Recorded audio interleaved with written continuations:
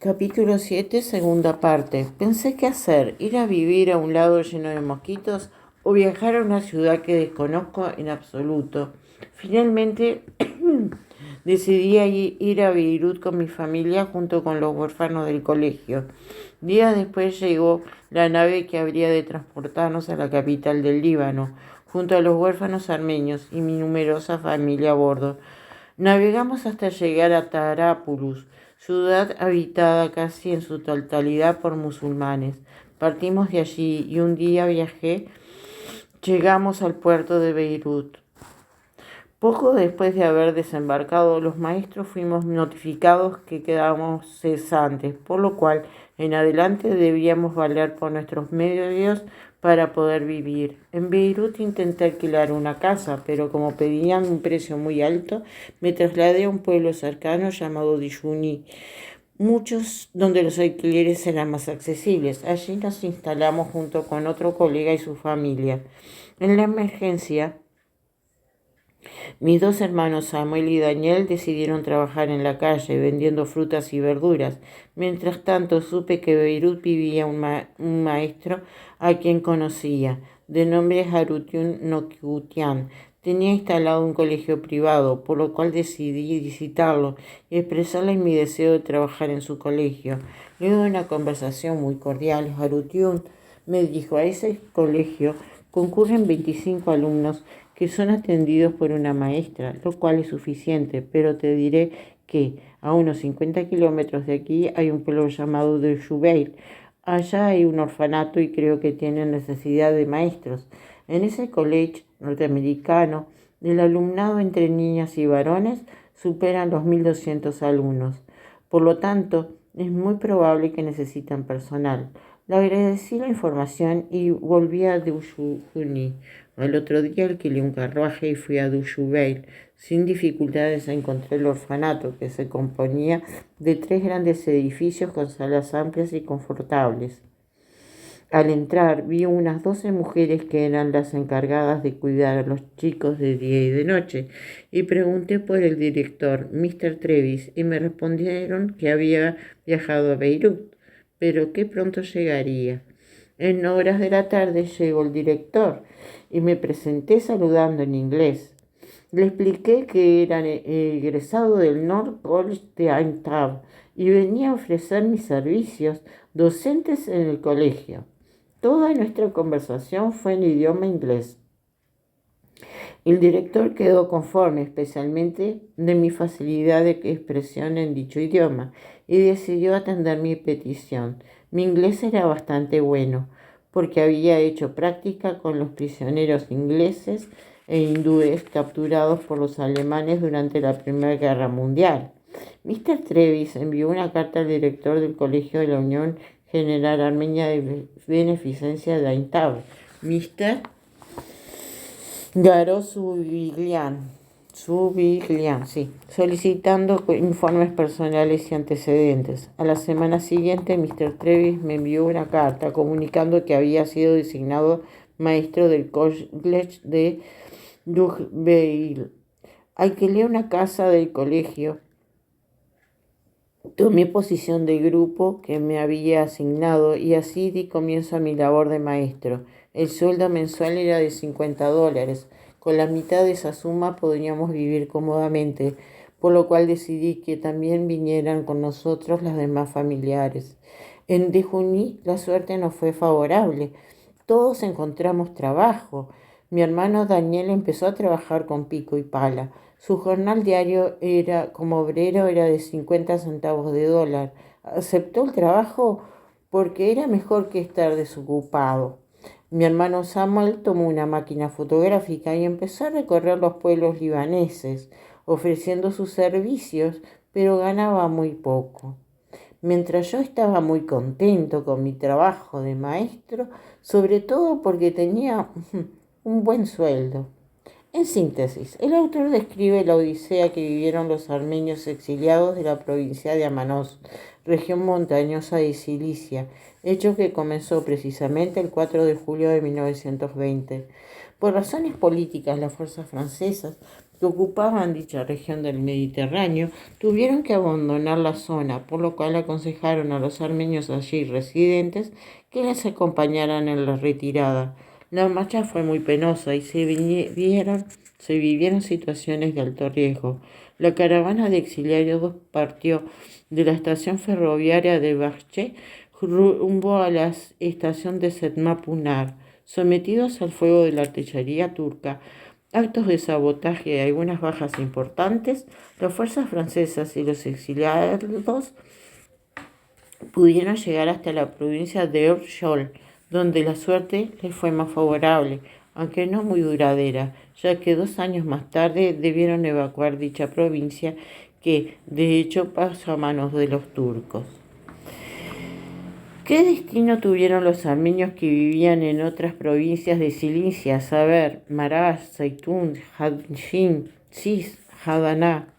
¿Qué situaciones debieron enfrentar? El tema es muy interesante desde el punto de vista histórico, pero antes considero pertinente hacer la siguiente declaración. Cuando se expresa que las fuerzas de Kemal barrieron del mapa la República de Armenia, el historiador alude a la República de Armenia del Cáucaso, con su capital en Ereván, que adquirió su independencia el 28 de mayo de 1918, al incidirse la Confederación de Repúblicas de Transcaucásica, constituida por Georgia, Azerbaiyán y Armenia. Las fuerzas kemalistas invadieron el territorio de Armenia, pero la tenaz resistencia que opusieron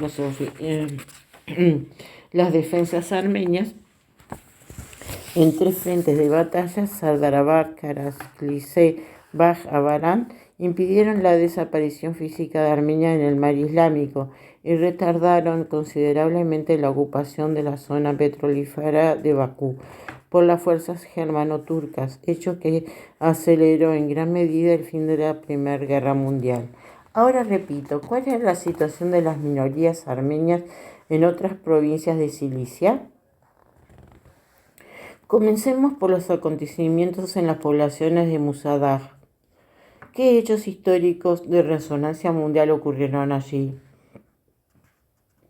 Cuando los armenios de la región de Suyeydiye, próxima a la villa de Antioquía, supieron que las autoridades turcas habían decidido expulsarlos hacia el desierto de Mesopotamia, abandonaron sus hogares y se refugiaron en el monte de Musadag. Sitiados enseguida por los turcos, fueron objetos durante varios meses de toda clase de privaciones y angustias. Llegaron finalmente a ganar la orilla del Mediterráneo, donde tomaron contacto con la tripulación de las naves francesas que patrullaban la zona.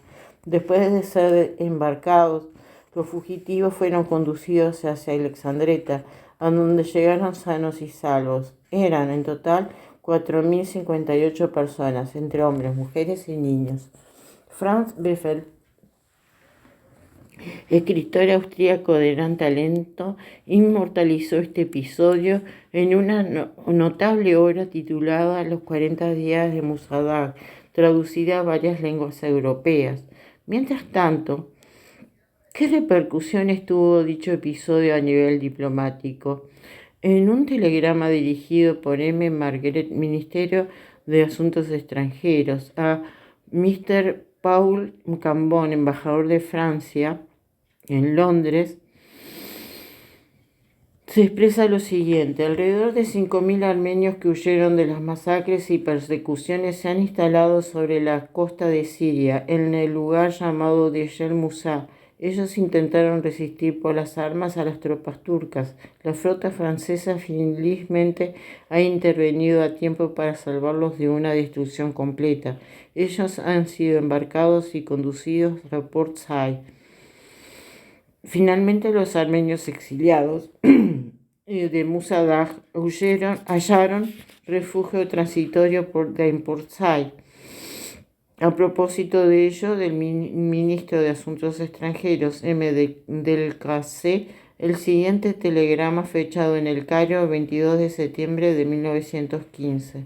He visitado ayer el campo de armenios de Jebel Musa, instalados en cuarentena sobre la costa asiática, bajo tiendas suministradas por la autoridad militar británica. Es esta autoridad quien los ha alimentado. El comandante de campo es mayor inglés.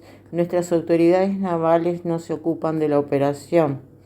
El número total de evacuados es de 4.083 y se compone de 912 hombres, 1.296 mujeres, 697 muchachos, 547 muchachas, 631 niños. Entre los hombres, 500 son vigorosos y aptos para el combate, 300 pueden trabajar, los demás son ancianos. Los combatientes armenios han resistido durante 40 días a los turcos, hasta que uno de nuestros cruceros vino a salvarlos. Ellos querían armas y municiones para continuar luchando. Al no ser satisfechas sus demandas, decidieron embarcarse. Yo he interrogado a varios de sus jefes. Todos piden ser armados y partir para vengarse de los turcos. En realidad, la evacuación de los exiliados no fue tan fácil. No fue tan fácil como consta en la información secreta acusada por el contraalmirante Darrier, comandante de Segunda División y Escuadra del Mediterráneo, a Mr. Victor Augoner. En una extensa y detallada nota a bordo del Jauregui Berry en el mar, fechado el 22 de septiembre de 1915, recibido por el cable, el contraalmirante Darrier expresa, entre otras cosas, la operación de evacuación de una población armenia de 4.000 personas, compuesta en su gran mayoría por mujeres, niños y ancianos, no fue tarea fácil. Ha podido efectuarse a pesar de dificultades, el mal tiempo y las características especiales de las personas a embarcar. En las jornadas del domingo 12 y en la mañana del lunes 13, el éxito fue debido a la eficacia de tiros de bombardeo efectuados por el de Seix o Guillen y han obrado fuertemente sobre la moral de las tropas turcas, al entrenamiento y celo demostrado por todo el personal, a las disposiciones juiciosas tomadas por el comandante de Seix, que ha mostrado las más bellas cualidades de decisión y el vigor en el cumplimiento de una pesada tarea de su incumbencia. Los alcances de este grave incidente sobrepasarán en creces a la de una simple evacuación de las poblaciones de Jebel Musa. Continuemos con los acontecimientos sucedidos en Etesia, Urfa, ciudad de Cilicia, distinguida históricamente como un baluarte del cristianismo en Medio Oriente. Ya en 1895, el gobierno turco había ordenado masacrar a los armenios de Etesia. El crimen se efectuó con crueldad monstruosa. En 1915, las autoridades turcas no fueron menos crueles.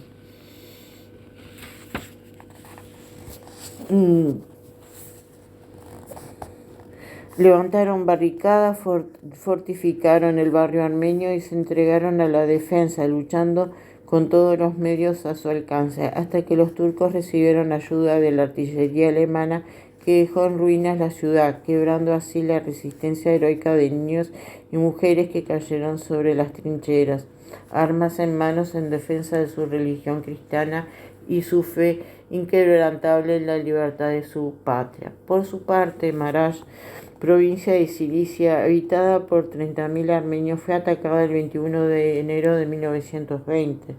La guarnición francesa estaba compuesta de 25 compañías, solamente con 4 cañones de campaña. Había también un pequeño número de legionarios armenios, quienes, junto a sus compatriotas, no pudieron impedir la entrada de kemalistas en la provincia. Los armenios en vano rogaron al comandante francés que les distribuyera armas para defenderse de los agresores, reducidos a sus propios medios, que eran irrisorios. Resolvieron desde entonces luchar hasta la muerte antes que entregarse a los turcos. Levantaron barricadas, perforaron caminos subterráneos para mantener la comunicación entre los diversos barrios armenios. La resistencia armenia fue heroica, pero el número de atacantes aumentaba sin cesar. Las fuerzas regulares turcas, reforzadas por millares de mercenarios, incendiaron con petróleo los barrios armenios y sobre todo la iglesia que se había refugiado 800 personas. Después de 15 días de combate volvió la calma con la llegada de la columna normanda de 2 baterías de 75 y municiones de notable cantidad. Los franceses, en lugar de restablecer la autoridad, expresaron a los turcos su intención de evacuar la ciudad. Efectivamente, el 10 de febrero de 1920 abandonaron Marás sin prevenir a los armenios. Sin embargo, la llegada de la columna normanda había desalentado tanto a los agresores que el jefe turco de Unidad y Progreso de Maraş, el doctor Mustafa, había venido a parlamentar con el general Keret para negociar el fin de las hostilidades junto en momentos que se decidía la evacuación. La decisión de la retirada francesa quedó como un misterio. La inesperada partida de los franceses produjo un terrible pánico entre los armenios. Viéndose abandonados súbitamente por las fuerzas francesas que estaban para protegerlos, millares de armenios les siguieron para no caer en manos de los kemalistas. Durante 3 días, hasta la llegada de la estación de Islayé, estos desdichados soportarían terribles sufrimientos, especialmente a causa de una tempestad de nieve. Los que no llegaron a abandonar la ciudad a tiempo continuaron luchando heroicamente. En la última instancia fueron vencidos y masacrados, y alrededor de 20.000 personas perecieron en Maraş. Bueno, es trágico. Esa es la historia de Armenia. Pero vamos a leer el capítulo 8 la vez que viene.